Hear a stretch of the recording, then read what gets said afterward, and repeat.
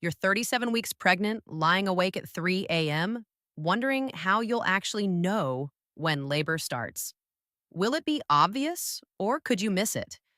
What if you can't tell the difference between false labor and the real thing? You've heard stories of women who didn't realize they were in labor and stories of women who rushed to the hospital only to be sent home. The uncertainty feels overwhelming.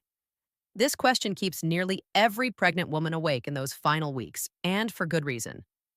Your body is about to perform one of its most extraordinary feats, and unlike most biological processes, this one demands your active participation and timely response. Wanting to understand the signs isn't anxiety, it's intelligent preparation. If you're ready to understand the science behind labor and feel confident recognizing when it's actually happening, subscribe now so you don't miss our upcoming videos. Today, we're uncovering the fascinating science behind how your body and your baby choreograph the precise moment labor begins. You'll learn what signals to trust, how to distinguish real labor from false alarms, and what's actually happening at each stage so you can recognize it, trust it, and feel confident as this incredible process unfolds. Labor isn't random or mysterious.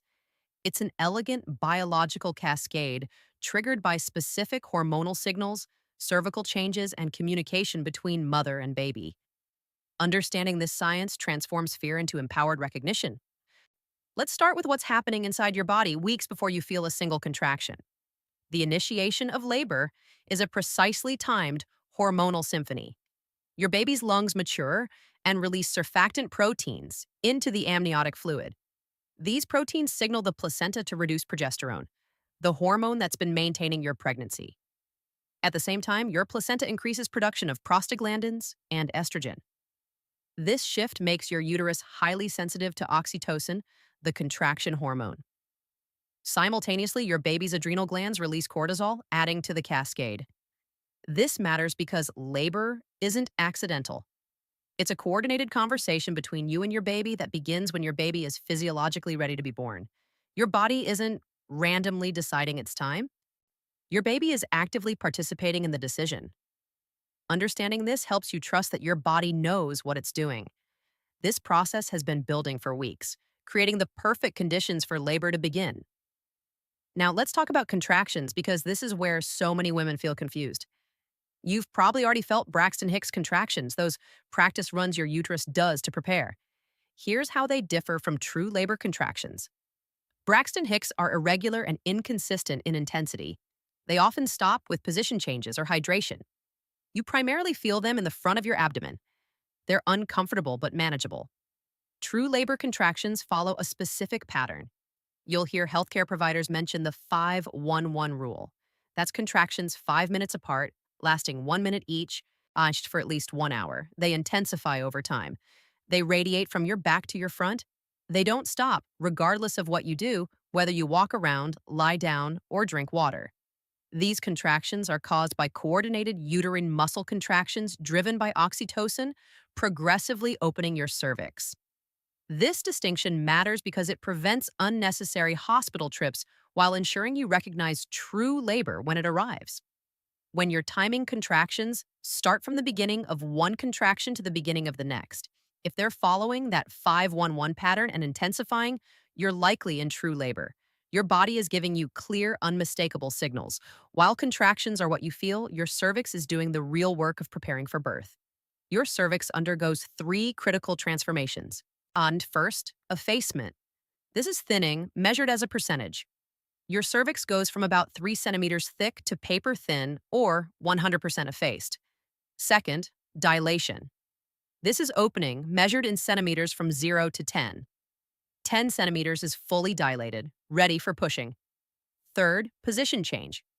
Your cervix moves from posterior, tucked back toward your spine, to anterior, moving forward. These changes are driven by prostaglandins softening cervical tissue and contractions pulling it upward and outward. You might notice the bloody show, a mucus plug tinged with blood as the cervix begins opening. This can happen days before labor or during early labor itself. It's a sign your cervix is changing. This matters because cervical change is the definitive indicator that contractions are productive, are actually progressing labor rather than just occurring randomly. Your healthcare provider checks your cervix during exams to track these changes. You can't feel dilation or effacement yourself, but the bloody show gives you a visible sign that things are moving forward. These changes don't happen instantly. Your cervix has been softening and preparing throughout the final weeks of pregnancy. Let's address one of the biggest questions women have. What about when your water breaks? Only about 15% of labors begin with water breaking. For most women, it happens during active labor. The amniotic sac ruptures when pressure from the baby's head or strong contractions creates a tear in the membranes. You might experience a dramatic gush or a steady trickle that's often mistaken for urine. Here's how to tell the difference. An amniotic fluid is clear or slightly pink, odorless, and continuously replenishing. If you stand up after lying down and feel a gush, that's likely amniotic fluid, not urine. Urine has a distinct smell and color. You can control urination. You cannot control amniotic fluid. This matters because knowing water breaking isn't always the first sign prevents panic if contractions start first. Most women experience contractions before their water breaks, and recognizing true membrane rupture ensures appropriate timing for hospital arrival. Labor typically begins within 24 hours if it hasn't already. If your water breaks, call your healthcare provider regardless of whether you're having contractions yet. Once those membranes rupture, there's a timeline for delivery to reduce infection risk. Here's something beautiful that many women don't know. Your baby isn't a passive passenger. They're an active participant in labor initiation. Fetal cortisol release signals lung maturity and readiness.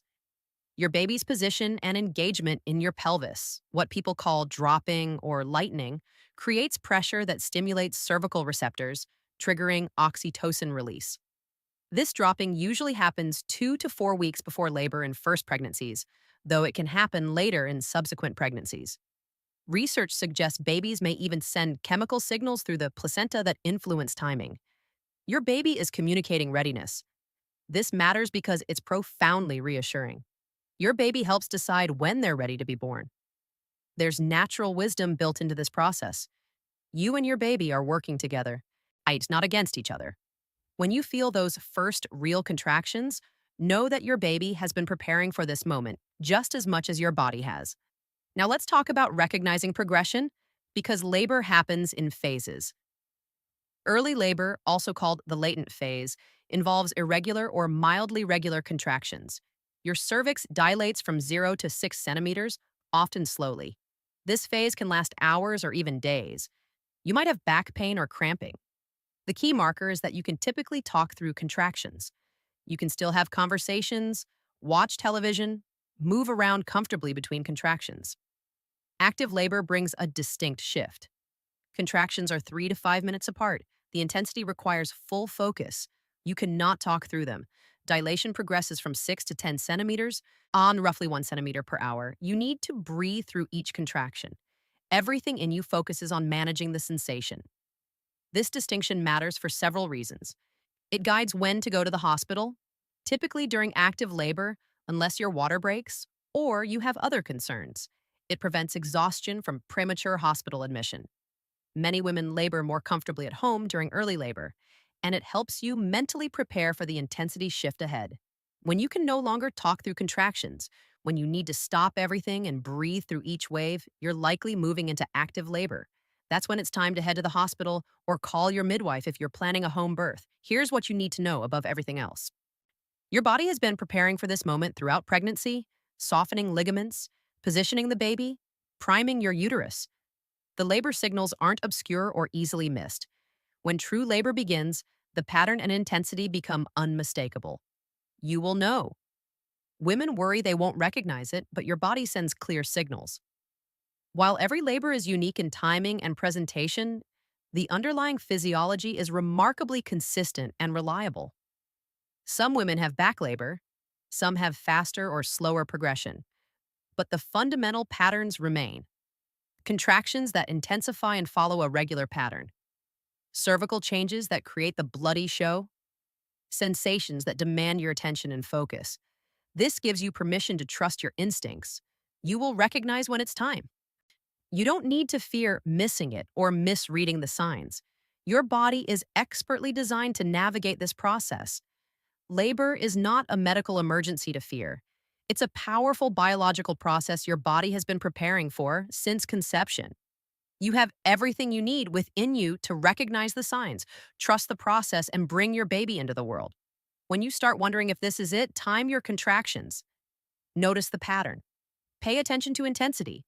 Trust what your body is telling you, and remember, your healthcare provider is there to support you. Call with questions. Go in when you feel ready or when contractions follow the 511 rule. You're not bothering anyone. You're advocating for yourself and your baby. That's exactly what you should be doing. Your body knows when labor starts. Now you know the science behind how it knows. You're ready.